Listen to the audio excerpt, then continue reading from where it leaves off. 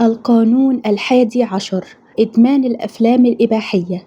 أنا عادل، شاب في 25 من عمري، مدمن الأفلام الإباحية. أواجه أكثر من مشكلة مع شريكتي في الجنس. الأولى هي عدم قدرتي على المحافظة على انتصاب صلب في بعض الأحيان، مما يولد لدي بعض المخاوف أحيانا من ألا ينتصب العضو. الثانية هي حاجتي للمس عضوي في أثناء العملية لكي أستثار. الثالثة هي شعوري بالملل من الجنس في الواقع، فهو لا يحفزني بقدر الأفلام، ولا أجد فيه متعة مشابهة، بل أشعر أنه مجهود وعبء وإلزامية. الرابعة هي أنني في بعض الأحيان أغمض عيني لكي أتخيل الفتيات من الأفلام لأتحفز جنسيا، ولهذا أطلب أن يغلق الضوء لكي لا تلاحظ شريكتي هذا السلوك.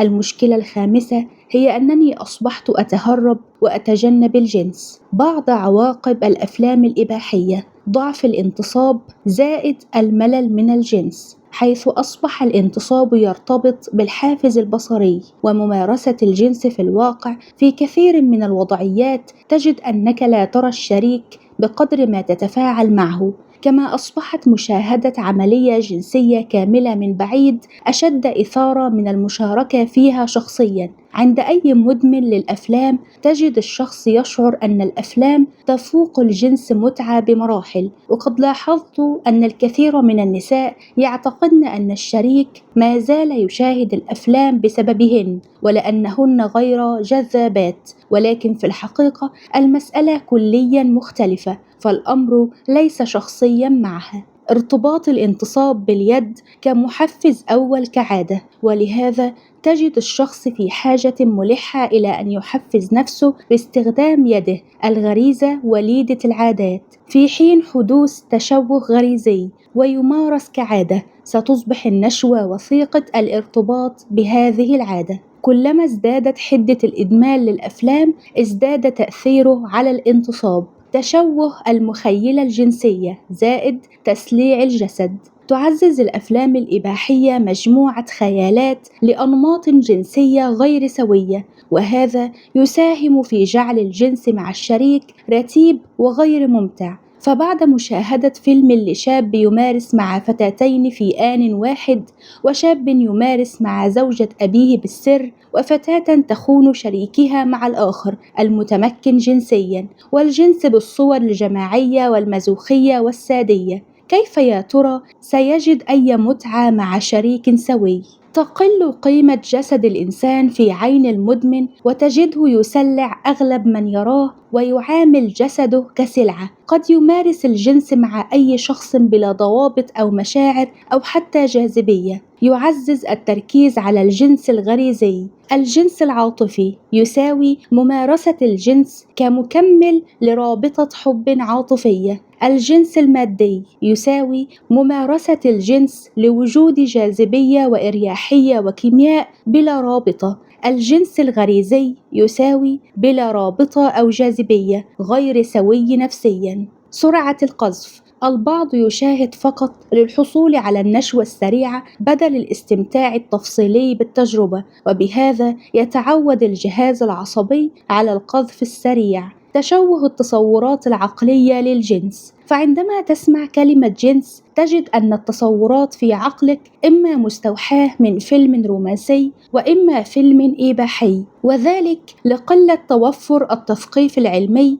بوسائل الإعلام العربية، حيث الجنس من الأمور الممنوع الحديث عنها. قال الفيلسوف ميشيل فوكو: أكثر المجتمعات منعا لشيء هي أكثرها هوسا به. ولم أرى أصدق من هذه المقولة في التعبير عن صراع ازدواجية مجتمعنا في الجنس: تولد معتقدات خاطئة عما يعجب الرجال والنساء في العملية، مثل الإكثار من الوضعيات أو أشكال الأجساد والأعضاء. حتى لو ملكت شكلا جميلا بمعيار اجتماعي، فهذا فقط يؤثر في الشهوة الغريزية اللحظية وليس على جاذبيتك بالجنس. البعض يردد: لماذا خانني الشريك مع شخص أقل مني جمالا؟ الجاذبية الجنسية ترتبط بالجرأة والأداء والتقبل العالي للذات. المقارنة بين الجنس الطبيعي والأفلام: أولاً، حجم الأعضاء وأشكالها. تنقل الأفلام فكرة غير سوية عن أهمية ضخامة حجم العضو الذكري، وكيف أن النساء يعتبرن هذا ضرورة. بناء على هذا سوق لكثير من الطرق الطبية أو الشعبية لتكبير حجم العضو، وأغلبها تجارية قد تضر أكثر من نفعتها، رغم أنه في الواقع الأداء الجنسي والتعبير بأسلوب ثنائي وليس أحاديا، والتصرف بتقبل عال لجسدك هو السر الأساسي. الصدر والأرداف يتم تعزيز الحاجة إلى تكبير هذه المناطق، وكيف أنها أساسية للجاذبية لدرجة صارت بعض النساء يعتقدن أن سبب خيانة أزواجهن هو أنهن يحتاجن إلى عمل عملية تجميل سريعة لهذه المناطق، ولكن هذا عار من الصحة. المهبل. تخضع الممثلات لهذه الأفلام لعمليات لإيصال المهبل إلى شكل مثالي خارجيا، وهذا يرفع من توقعات الرجال في هذا بشريكتهم، كما يجعل المرأة تشعر بعدم أمان، وقد تلجأ إلى التجميل في منطقة حساسة قد تؤذيها العملية أكثر مما تنفعها. ثانياً، المدة. قد يدوم الفيلم الإباحي لساعات، رغم أن الجنس الواقعي قد يكون من 20 دقيقة إلى ساعة، ويعود إلى قدرات البعض الشخصية قد يكون مدة أطول، لكن هذا أصبح يشكل ضغطاً نفسياً على الكثير من الشباب بأنه يجب أن تطول المدة ليشعر أنه رجل كاف لشريكته، ويبدأ بزج نفسه في تيار الأدوية التي تساهم في الانتصاب أو تطيل المدة، وهو ليس في حاجة ماسة إليها. ثالثاً، الوضعيات. يتم التركيز المبالغ فيه على تنويع الوضعيات الجنسية الآلية للممارسة بدل المداعبة الحميمية والاستجابة لرغبات الآخر والاتصال بشعورك، فيحاول البعض حفظ هذه الحركات التي قد يكون بعضها خطراً وغير واقعي ليمارسه مع شريكه. إضافة وضعيات خاصة للجنس الخلفي والترويج له وكأنه يحمل لذة خاصة ومختلفة، رغم أنه مؤلم في الواقع، وهذا الجزء تشريحيا في جسد المرأة غير مهيئ لممارسة الجنس مثل المهبل. رابعاً، الشكل. يجعلك مستعبداً للشكل الخارجي، وفي الحياة عندما تصادف شكلاً يتوافق معه قد تخضع وتستعبد وتضعف. هل تريد أن تكون بهذه الهشاشة الداخلية يا ترى؟ خامساً، الصوت. استعباد لنمط معين بالصوت، وأقصد بكلمة استعباد أنك ستتأثر به وتضعف أمامه، وللأسف بعض النساء يحاولن تقليد هذا النوع من الصوت لاعتقادهن أنه الصوت الأنثوي، ويكون بأسلوب فيه نوع من الدلع الذي تعرف جيدا أنه مصطنع وليس حقيقيا. ليس شرطا أن تكون الأنثى قد شاهدت فيلما إباحيا، لكنها تلقنت من بيئتها أن يجب للأنثى أن تكون نبرة صوتية معينة تزيد من جاذبيتها، ولكن هذا لا يمت للحقيقة بصلة، وقد يخلق عقدة نقص مرتبطة بالصوت. التحليل والتشخيص. إدمان الأفلام الإباحية ظاهرة طبية نفسية، إذن إن الإدمان هو هروب من الذات ومواجهتها بصراحة. الصدمات النفسية في الطفولة تساهم بشدة في تكونه، وفي مجتمع يكون العرف فيه الكبت الجنسي ومنع الاختلاط وانعدام الثقافة الجنسية، سيكون أحد النواتج الطبيعية المتوقعة هي إدمان الإباحية. من ناحية علمية، أن يعيش شخص منذ صغره إلى عمر الزواج بجوع غريزي أمر غير منطقي. قال المحلل النفسي كارل يونغ: الكبت الجنسي ليس مجرد كبت للغريزة، بل إن خطورته تجعل الإنسان يتدهور روحيا ومعنويا. هو عذاب نفسي ويأس عميق، لأن الجنس طاقة حيوية إيجابية تغذي وتجعلك متزنا نفسيا، فالمكبوت جنسيا قد يعيش كالمعوق أو المجنون. العلاج. الشرح التفصيلي للعلاج في كتابي عقدك النفسية سجنك الأبدي، طبياً يحتاج إلى علاج تأهيلي متكامل كمثل أي إدمان آخر. لا فرق بين إدمان المخدرات وإدمان الإباحية. من الناحية الطبية فهما يعملان بالآلية نفسها، وعلاجياً في حاجة إلى وقت وانقطاع تدريجي مبني على أسس. كما يمكن للدواء المقوي للجنس أن يستخدم كنوع من الدعم النفسي لتقوية الانتصاب، لكنه ليس الحل. تحليلياً يجب أن يراجع الإنسان ذاته ويفهم السر من إساءات الأبوين أو صدمات عاطفية أو ضياع في الهوية الذاتية أو مكبوتات ومخاوف لم يتواجه معها. سلوكياً انقطاع تدريجي تعتمد على حدة الإدمان ونوعية الأفلام، فهم آليات الجنس الثنائي مع الشريك والحوار الجنسي معه لمعرفة ما يمكن أن يزيد من تحفيزك، وشرح أن هذا الأمر سيكون داعماً بالعلاج لك. خلق نمط حياة يمثلك من شغف وعلاقات اجتماعية ومهارات ورياضة. الدخول في تجارب تعارف سوية مبنية على مفاهيم علمية وكسب مهارات التعامل مع الجنس الآخر. فمن يهرب بالأفلام قد تجده يتجنب المرور بالطريق الصعب في تعلم كيفية الحصول على شريك مناسب وبناء رابطة وخلق حوار وماهية الغزل والإغواء. أنماط لحالات مشابهة. شريكي طلب مني الحديث عن رجل آخر يمارس معي الجنس في أثناء ممارستنا الجنس، ما جعلني أستنكر الأمر. وحين واجهته في البداية حاول يقنعني، ثم قال في اليوم التالي إنه يسخر فقط. السخرية تكشف مكبوتات الإنسان، وإحدى الرغبات المكبوتة الناتجة من تشوهات الإباحية هي تخيل أن رجلاً آخر يمارس الجنس مع شريكتك وترتبط بعقدة نقص دفينة. قد يكون طلباً واقعياً، أي أنه فعلاً يريد أن يشارككما شخص الجنس أو بالمخيلة. أصبحت لا أستمتع بالجنس إلا إذا كان مصحوباً بإهانة شديدة لي وضرب.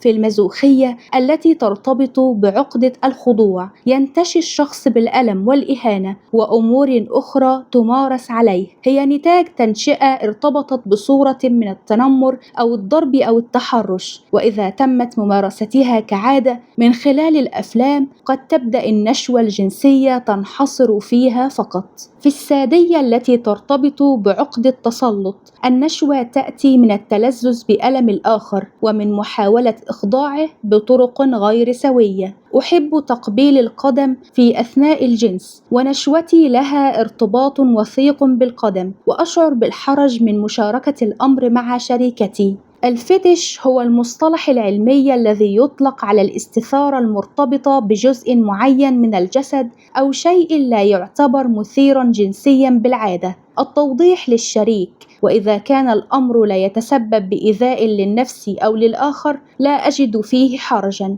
والأمر يختلف من حالة لأخرى. الإباحية مصدر لكثير من صور الفتش، ونسبة ليست قليلة من الرجال والنساء يملكون هذه الرغبات لكن لا يصرحون بها أو يمارسونها فقط في العلاقات العابرة وليست الارتباطية. قد يكون الفتش مرتبطاً ببعض العقد النفسية الناجمة من تشوهات منذ الطفولة. تأتيني مخيلة جنسية بشكل ملح ومتكرر على أختي وأمي، وهذا يجعلني أشعر بالقرف من نفسي وبأنني وحش غريزي بشع يجب أن يموت. رغم أني أحبهم وأعرف يقيناً أنه من الاستحالة أن أفكر بمثل هذه الطريقة، وكلما حاولت تجنب الصور والأفكار تزداد حدتها، ولهذا بدأت بتجنب أختي وأمي. تحولت الحالة بسبب عقدة الجنس الناتجة عن الجوع والكبت الجنسي والإباحية إلى وسواس قهري فكري ينهش في لحم هذا الشاب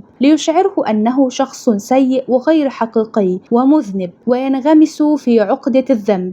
يلاحظ في مثل هذه الحالات أن الشخص يعاني القلق العام. كلما قاومت فكرة يطرحها عقلك ازدادت حدتها. لو قلت لك لا تفكر في دب أبيض ستجد عقلك فقط يفكر فيه، وهذا ما يحدث بالوسواس، فهو يقول لنفسه طوال الوقت لا تفكر في هذه الصور، وأتمنى ألا تأتي فتجد عقله يبحث عنها ويهاجمه فيها بإلحاح. تحتاج إلى علاج بأسرع وقت قبل أن تزداد سوءًا، وينغمس الشخص في واقع وهمي فيه يتجنب أسرته أو يدخل في نوبات غضب عليهم. الوسواس الفكري يبنى فوق العقد الموجودة عند الإنسان، فهذا الشاب يعاني عقدة عار وذنب وجلد للذات، فتجد الوسواس يشحنهم ويزيد من وجودهم. شخصياً لا أنسى كمية انتشار الأفلام الإباحية في المدرسة، وكيف أن الطلبة يتداولونها وكأنه أمر طبيعي، بل وكنت ألقب بغريب الأطوار، ويشكك في رجولتي لأنني لم أكن مولعًا بها ولم أكترث بمشاهدتها. لكي لا أكون مثاليًا، عدم اكتراثي أحد أسبابه بحثي عن التقبل والقيمة من خلال الدراسة. ومن جانب آخر كنت أعشق الأفلام الرومانسية، ولكن لا أخبر أحدًا، لأن في بيئتي كان مثل هذا النوع من الأفلام فقط للنساء. أحد التشوهات لمفهوم كلمة رجل. أرى اليوم في العيادة أطفالا بعمر 12 عاما من بنات أو شباب يغطي أبواهم أعينهم إذا ظهرت قبلة في فيلم رومانسي، وهم لا يعلمون أن هؤلاء الأطفال يملكون فيلما إباحيا في هاتفهم. هذا للأسف هو الانفصال عن الواقع في التنشئة. ولأكون صادقا، ما زلت أتساءل: أوليست القبل الرومانسية صورة صادقة للتعبير عن الحب؟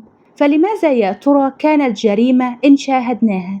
القانون، الجوع والكبت الجنسي يجعلانك تعاني بشكل واع أو غير واع كثيرا من التشوهات النفسية التي ستعوق صحتك عاجلا أو آجلا. ولا تنسى أن الأفلام الإباحية تصنع طريقا عصبيا خاصا لك في دماغك، كلما سلمت نفسك له صعب طريق العودة من براثنه.